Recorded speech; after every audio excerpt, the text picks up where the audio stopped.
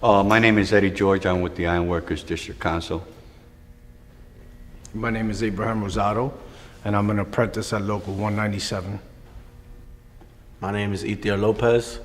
I am currently on strike for Thomas Oringa, biggest non-union contractor in New York City. What we're basically doing is going to the different job sites, doing house calls. We're also doing delegations with elected officials, reaching out to developers, telling them, the strikers are telling their story, how horrible it's been working in the non-union sector. We're going to a non-union job site. Yeah, one of the workers got hurt, and he's of Spanish descent. So I'm just heading out there. I got a call from one of the workers saying somebody got hurt there, and they didn't give a name. They just told me, somebody got hurt, and I called some of my guys. Unfortunately, the worker is Latino, so my guys can't speak Spanish, so that's what we're heading over there now. We're in a sit-down with the Oringa companies, and we're trying to reach a settlement, which is in the mix right now, not finalized. It's actually 70 workers right now.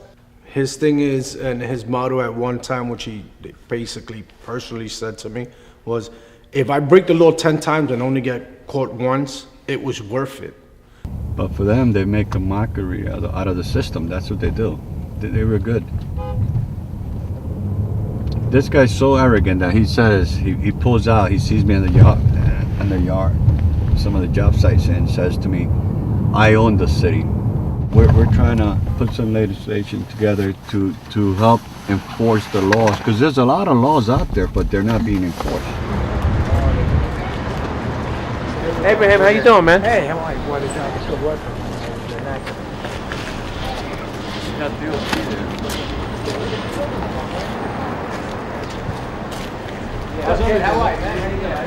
Bueno, muchachos, ¿cómo estamos? ¿Son varilleros? Okay. Affordable housing.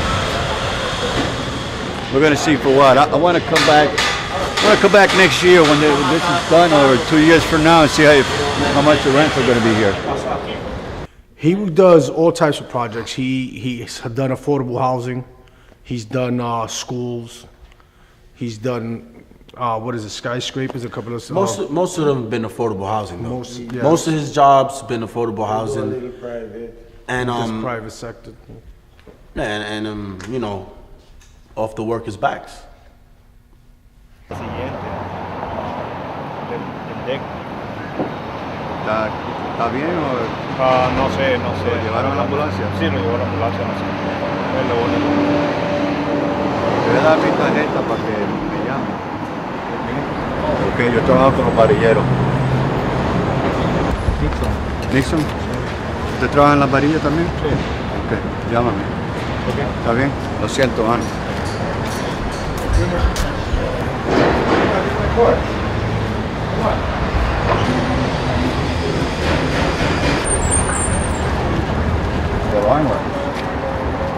There's a lot of companies. No, I work for the International Ironworkers. Oh, nice. Está interesado, puedo hablar con ustedes, el muchacho de eso, necesita un abogado, le podemos ayudar también con eso. What do you mean? The guy that get hurt, if he's a lawyer, we'll help him with that too. Who get hurt? We heard somebody got hurt. Who? We know who got hurt. In the building, someone going up getting hurt. Get hurt? Yeah. I don't know. Yeah. Why you go inside and ask the guys? I don't know. No, we're not asking about information about that. We're basically asking that if he needs some help. You're the foreman? You're the foreman? No, not the foreman. Okay, you Okay, sound if like he the needs foreman. help and you're here, Right. anybody Because the can question help you're him. asking sounds like the foreman. No. You sabe más que eso. Somebody got hurt and, we're trying No, to... I don't we're know. trying- I haven't heard nothing about it, so I don't know. Just You're a carpenter or an iron worker? Carmen. Okay. All right. We're here to help. It's amazing. Well, the other guy told me about the guy that fell, got hurt. The other guy seems like he's the foreman, so he's changed the story. Nobody got hurt. But meanwhile, the other guy is coming out didn't know who I was, told me that somebody got hurt, fell 1 story down. So this is the intimidation that these companies do. He basically built the company off the workers' back. As 75 to 80% of us is undocumented, so basically they are scared to step forward and to voice their opinion about the treatment, and they know that it isn't right. Live check by check, working with the biggest non-union company in the state of New York, and you live check by check. Sometimes, and I have my co-workers to verify it, you will get paid Friday, and Tuesday one of your co-workers have to buy you a coffee. This is your rent week, all that money goes to rent. And one of your co-workers, because we are like family, we spend most times together than with our original family. Our co-worker would have to buy you a coffee or buy lunch and share with you, and it's like, what am I working for? There's nothing, as I said, no vacation, no sick leave. We're getting a little bit more, as the workers are coming out, we're getting a little bit more of the story. So apparently what was happening, the guy was doing rebar and he fell to the next floor on his back, you know? Get down.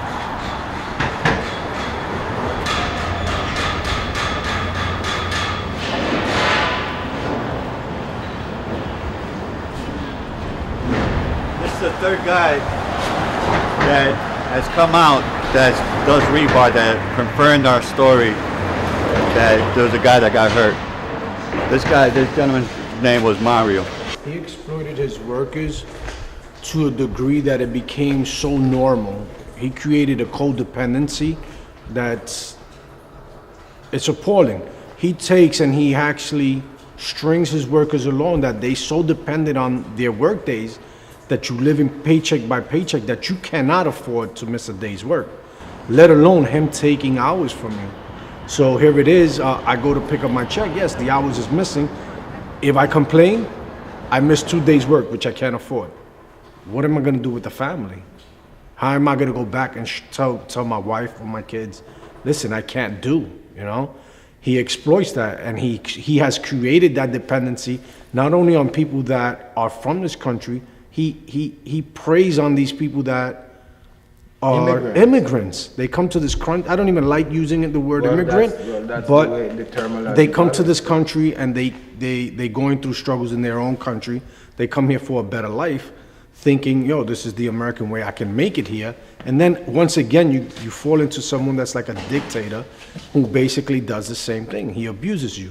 You swallow your pride and you come back saying, where am I gonna find a job when, you know what? My rent is due in a week. So what do I do but swallow my pride and have to go back to work and stay quiet about hours that is missing in order for me to continue to work? Yeah, if you notice, the supervision has been talking on the radio and telling them not to talk to us when they come down. And he doesn't think I know Spanish, but, you know, he didn't want to talk to me. That's why they're not talking. We're out here, they don't realize that we're out here to help them, you know? But you have one that the foreman right away tell them, don't talk to these guys, we don't want to talk to them. And a lot of times, it's hard for them. That's why we do a lot of house calls at nighttime after work. Because you see all the supervision over there? Those are the guys looking out, seeing what we're doing. They're wondering what we're doing here. I want to know why the job is still going. Well, that's the question we ought to ask the bills department. Well, he's right there in the car. When a guy gets hurt on a job, on a union job site, they shut the whole job down. On a non-union, they just push them to the side and continue working. You see, they're still working. They don't Here care. they're working, and there's the Department of Buildings right there in the car. So there's double standard. Actually, we're just trying to get information. We're not hurt. Who's this, B-A-R? See, that's why I like my phone. I can take snapping shots. Let me run. That's classic. Let me get the hell out of here. Why would he be driving away if he's not hiding anything? Would he drive away? You don't want to talk to us. Exactly. No, he was told not to talk. Yeah. That's one of the inspectors that I see a lot of these job sites. Oh, yeah? You know, we're trying to expose what's Well, going I'm on sure with that the... we can look into city records and see who came and investigated this site. And we could see if there's any coincidences on how things are working. the same one that comes? Right. But come on, abuse is abuse, you know, and I've seen it every day where a particular friend of mine was actually working with me, is standing at a soup kitchen to provide with his family, afraid and ashamed to actually let me see him there, and actually told me, yo, give me your word, you'll never tell that I was here. You have your workers whose rent is $1,100 or $1,200, and he worked for a month every day and still has to ask one of his co-workers or somebody, oh, lend me a $200 or $100 so I can balance how to pay my rent, because his pay can't cover the rent. And that's very, very hurtful. I remember going to I got a call a couple of years back, and one of the guys got killed on the job site that I was talking to. And I seen him that morning, and that afternoon I got the call from one of the other workers, and you know, that the guy, there was an accident on the job site, and he passed away, you know. So I still remember that like yesterday. And they don't care. They, you know, these workers, like these companies say, they could be replaced, you know. He's willing to do whatever it takes to line his pockets up with the money, and whoever gets hurt, whether it's the community, employees, whoever, it doesn't matter to him. He wants the money, and as long as he gets money, he's happy. He doesn't care who he robs or swindles around to get it. That shouldn't be the price of doing business. It shouldn't be the price. You know, you go to work, and you never know if you're coming back, especially in the construction industry, you know? Because it might not be your fault, it could be somebody else's fault. Accidents happen, but unfortunately when there's lack of training, those accidents happen more. When you're non-union, you're just by yourself. It's like I said, you know, the union, they provide careers. You know, working with Thomas Orengo, you just have a job, and you don't know if your job is there for tomorrow, you know? And at least with the union, you have opportunity to build yourself a career, and you have people backing you up, you know? Where non-union is every man for themselves. It's like a free fall, you know? This company, that U.S. Crane, I mean, they has a couple of fatalities, and they're still in business. It's, I guess for them, it's a way operating in the business, you know? So. I want to know that at the end of the tunnel, there is light. I don't want to come out, they tell me, oh, at the end of the tunnel, there is light. And when I come out the tunnel, I have to ask somebody for a flashlight to see my way. No.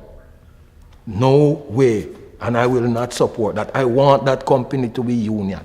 It was always a negative, oh, don't listen to this, don't pay attention to that.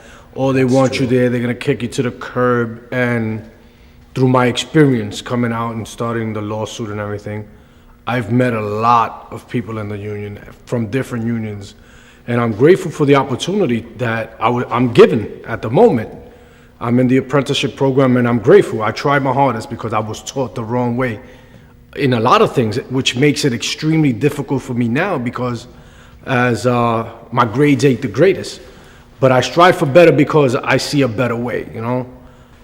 And I have people that don't speak to me because this company actually put a bug in their ear saying, oh, it's because of them that I can't give you this. And I actually spoke to some of the guys and I tell them, you wasn't getting that anyway. If you look at it, you was not getting it. Don't let them keep feeding you the bull crap. And he came on and said, I just need my days. I can't afford not to work. All goes back to greed. I haven't worked for a contractor that was making enough money yet. And I'm 34 years, I was 28 years in the field. I never worked for somebody who was making enough money. They all seem to buy like a third house, a fourth house, all kinds of cars, all kinds of trips, jewelry, clothes, but they never had enough. And as they got more, they kept making less. I don't know how that works. It's an interesting financial state when you can do that. I like to figure that one out for myself.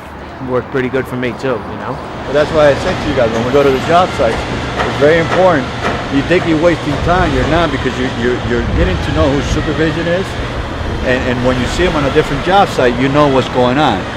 You know what I mean? So when we go to the job site, we're not wasting time. We're trying to observe who's there for management so that we could understand if we catch them doing something illegal, we know who they are. You know, it's just, it just takes time to get to know who's who on the job site, you know what I mean? Yeah, because after you cornered, it's one way when your back is against the wall, you know. It's either you're gonna stay there and get the F word or you're gonna fight to survive. And I'm not gonna stuck in that corner, I'm gonna fight. We need it, we need it. I wanted that company to be union. And I will say that every day, anytime. All right, guys. Hey, good seeing you. Big well, all right? Good seeing you. Take care, baby. What do you want to do in the morning? I represent all day. I know you do. Nice. See that? Wait, time out. That's the I'm a Mets fan. You, Not bad. Yeah, all day. you need your card tomorrow. Yes, sir. I know.